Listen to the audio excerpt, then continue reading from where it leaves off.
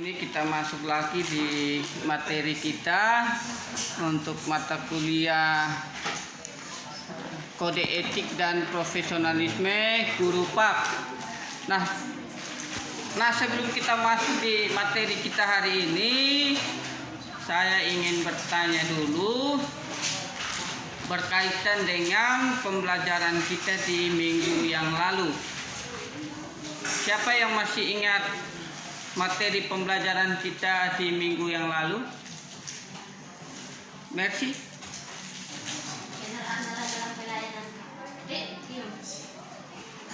Oke.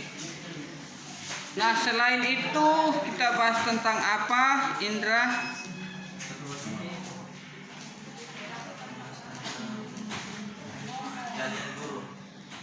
Keahlian guru ya. Keahlian guru dalam menjalankan tugas ya. Oke, selain itu si Okta. Seorang guru yang diakui dan dihargai oleh masyarakat. Oke. Si Marvin.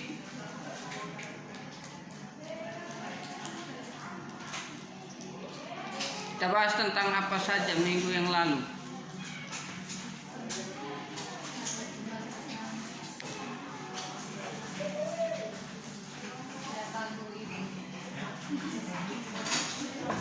Apa Marvin?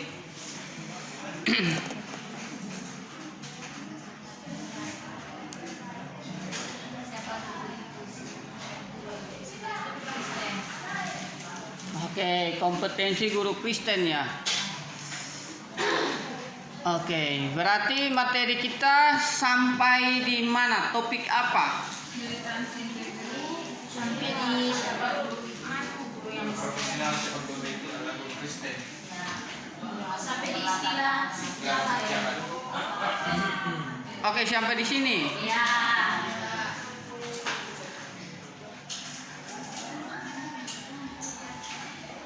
Pandangan Brian Hill sudah ya? Sudah. Oke, nah sekarang kita masuk topik mengenai guru profesional. Guru profesional itu siapa guru itu? Oh, ini sudah dibahas.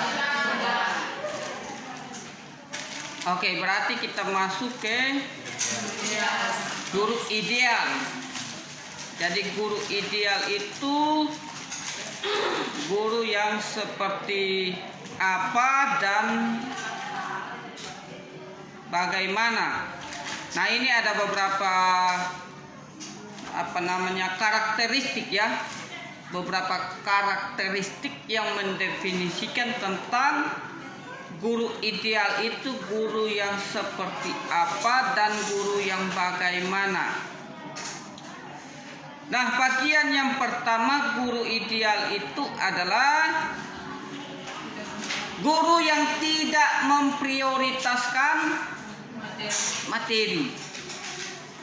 Nah, ini karakteristik guru ideal yang pertama, tidak memprioritaskan materi. Dalam pengertian apa kalau tidak memprioritaskan materi? Menjalankan tugas profesinya tidak dilihat dari apa yang dia dapatkan. Jadi tidak memprioritaskan apa yang dia dapatkan, melainkan memprioritaskan apa yang ia berikan. Nah, itu karakteristik guru ideal yang pertama. Dia tidak memperhitungkan apa yang akan dia dapatkan ketika dia menjalankan tugas profesinya. Meskipun apa yang dia dapatkan itu tidak sebanding dengan apa yang dia berikan, dia dapat menjalankan tugas itu dengan penuh semangat. Jadi ketika ya teman-teman ketika menjadi seorang pendidik, seorang guru, maka teman-teman dalam menjalankan tugas profesi sebagai guru jangan memprioritaskan apa? Materi.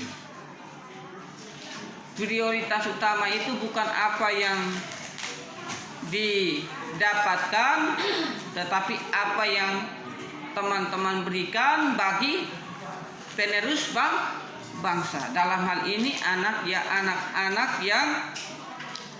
yang akan dididik. Nah, mereka itu yang menjadi prioritas utama. Mereka itu yang menjadi tujuan utama teman-teman menjalankan tugas sebagai seorang pendidik. Mengajar mereka dengan penuh semangat.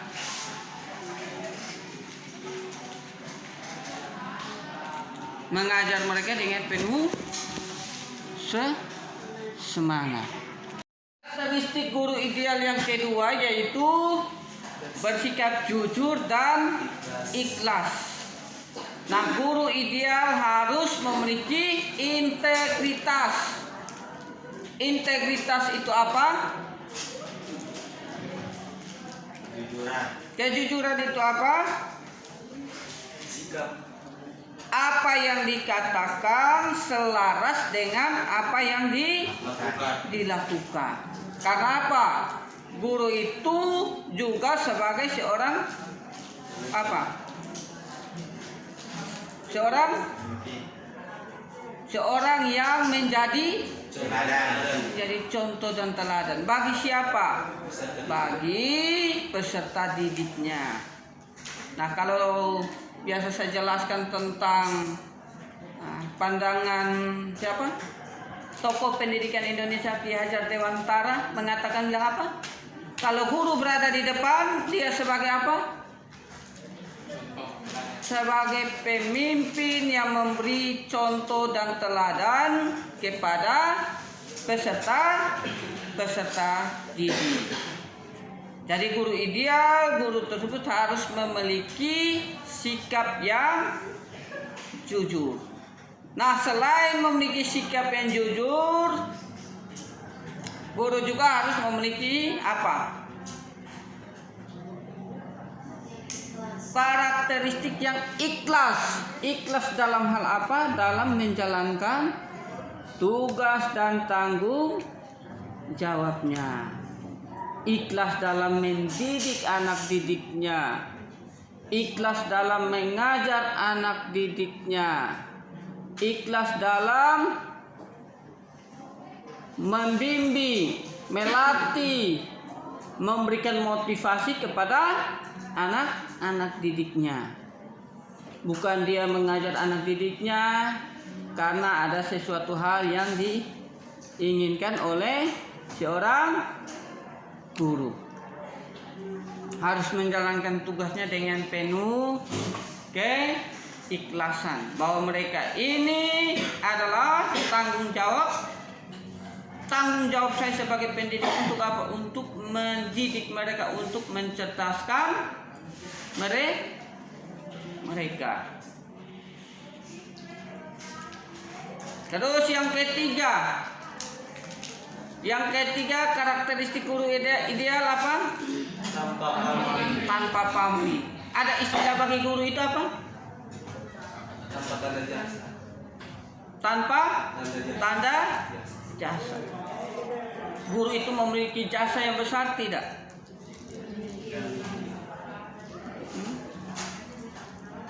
Guru memiliki jasa yang sangat besar. Bagi apa?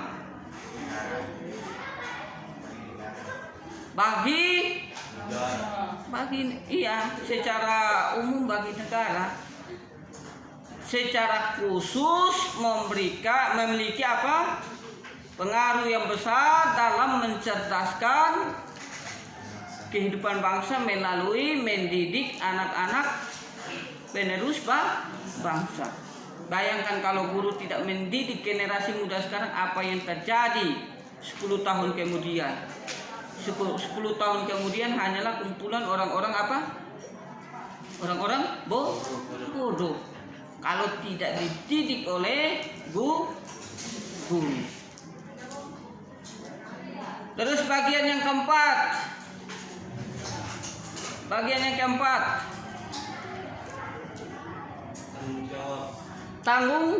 Tanggung jawab.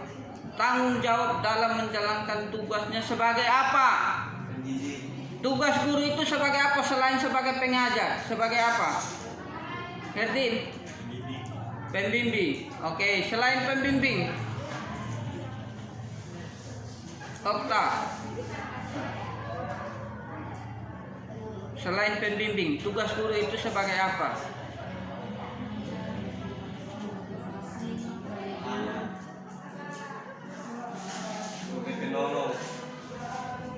Penolong, pelatih. Oke.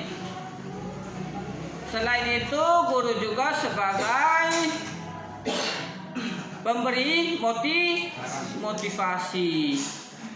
Nah, memberikan motivasi kepada peserta didik yang mungkin kurang memiliki semangat dalam mengikuti kegiatan belajar mengajar. Guru harus memberikan dorongan kepada mereka sehingga mereka memiliki semangat dalam belajar. Nah, itu bagian yang keempat ya, berkaitan dengan karakteristik yang ada di dalam guru yang ideal. Lalu bagian yang kelima. Bagian yang kelima apa? Setia. Harus memiliki kesetiaan. Kesetiaan dalam apa? Dalam menjalankan tugas profesinya sebagai seorang pendidik. Jangan baru mengajar 1 tahun, semangatnya sudah kendor, 1 tahun kemudian keluar cari jalan yang lain. Harus setia menjalankan tugas sebagai seorang pendidik sampai akhir hidup. Bahkan ada yang menyatakan, oh, guru itu ya batas setelah pensiun sudah, tidak perlu lagi mengajar. Kalau masih ada kesempatan untuk mengajar, kenapa tidak mengajar? Kalau mungkin dari segi fisik sudah tidak kuat, lain sebagainya, ya istirahat di rumah. Begitu ya Pak Arman? Ya, begitu kira-kira ya. Harus memiliki kesetiaan untuk menjalankan tugas sebagai seorang pendidik. Setia. Semangat awal, semangat akhir. Jadi jangan awalnya semangat. Dengan perjalanan waktu semakin ini semangatnya mulai pudar, bahkan tidak lagi memiliki semangat. Nah, itu kan tidak konsisten.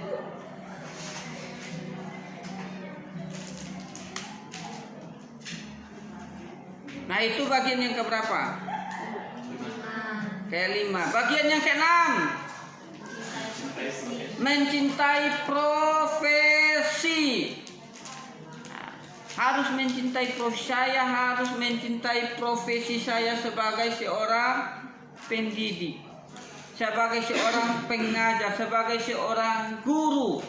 Karena kalau tidak mencintai profesinya, bagaimana dia dapat menjalankan tugasnya dengan baik?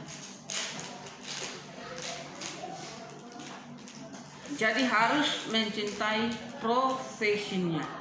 Profesi saya sebagai seorang pendidik dimulai dari mencintai profesinya sendiri. Itu yang menggerakkan kita.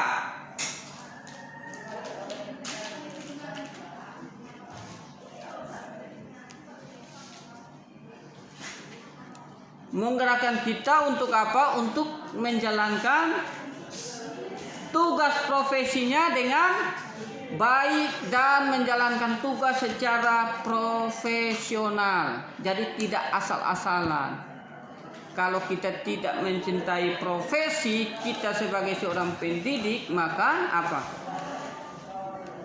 Kita akan menjalankan tugas kita itu secara asal-asalan. Mengajar juga asal-asalan. Yang penting saya sudah mengajar. Peserta didik mau mengerti atau tidak mengerti itu bukan urusan saya. Yang penting jadwal saya, waktu saya mengajar sudah saya jalankan. Nah, ini kan saya rasa tidak profesional ya dalam menjalankan tugas profesinya. Kenapa demikian? Karena tidak mencintai profesinya. Harus mencintai profesinya. Teman-teman pilih prodi pendidikan agama Kristen, teman-teman ingin menjadi guru pendidikan agama Kristen, maka teman-teman harus mencintai profesi saya sebagai guru Pak.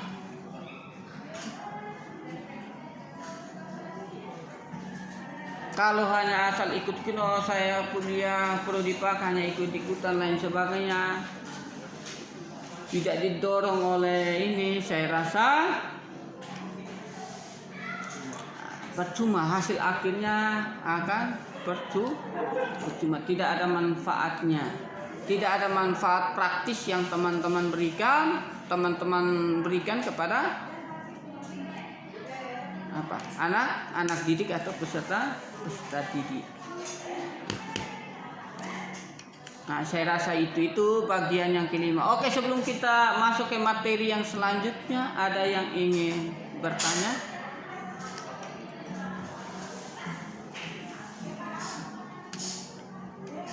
Silakan teman-teman yang ingin bertanya.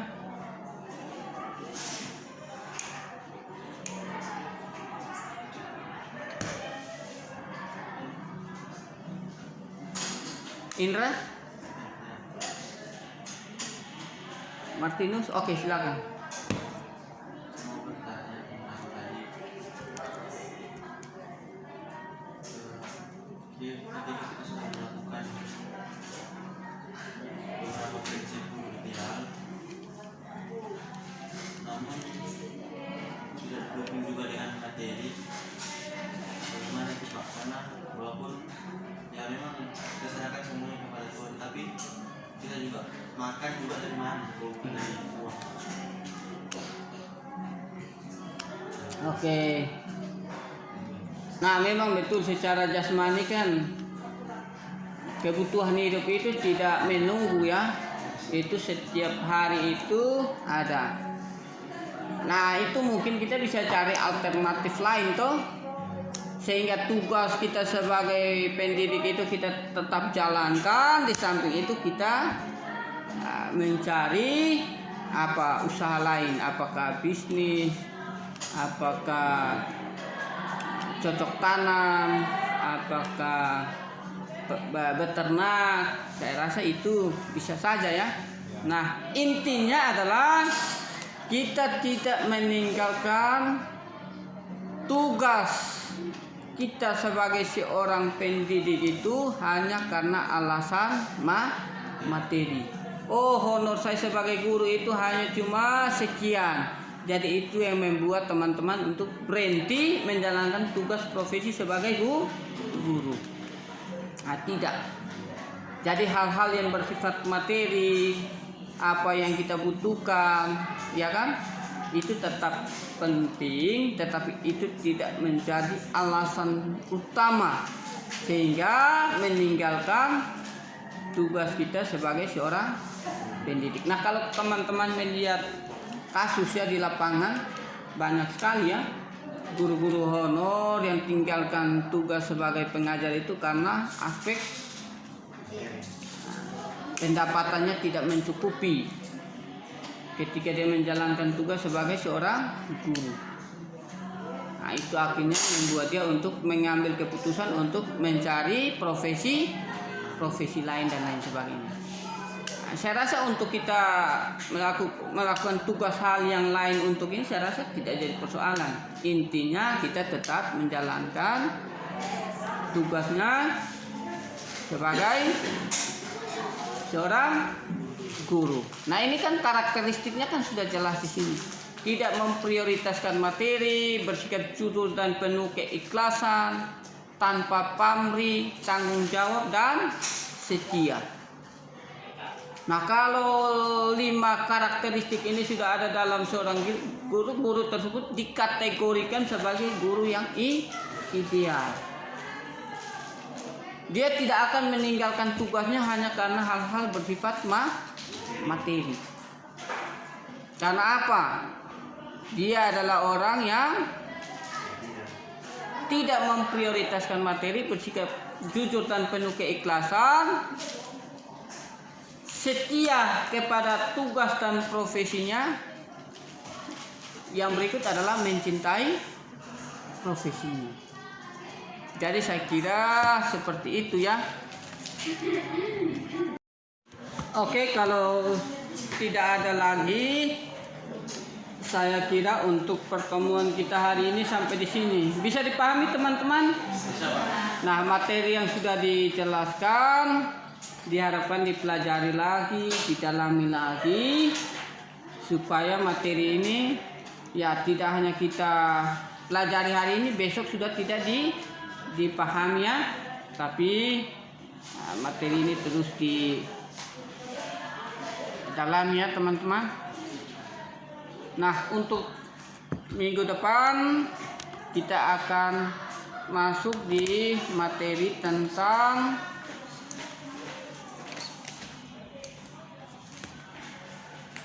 materi berikut, yaitu berkaitan tentang apa ya? Tentang ciri-ciri guru yang profesional.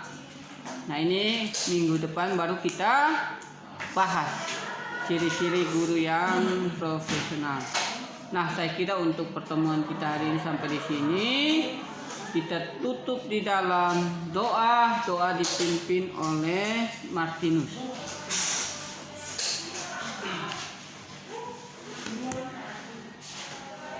Baik, untuk menghadiri pertemuan kita ini, mari kita satu dan berdoa. Terima kasih Bapak, terima kasih Yesus, karena Engkau sungguh baik dan luar biasa menunjukkan kami ternyata Tuhan kami sebelum dipertemukan di tempat ini guna membahas apa yang menjadi materi perkuliahan kami, dan sampai saat ini Tuhan di penghujung perkuliahan kami percaya Engkau yang senantiasa memimpin kami dan memberikan hikmat kepada kami Tuhan. Terima kasih ya Bapak, terima kasih Tuhan Yesus, sekiranya Bapak apa yang kami telah pelajari bersama-sama di tempat ini boleh kami pahami, kami bisa mengerti dan bisa menjadi bekal untuk kami di masa depan yang akan datang.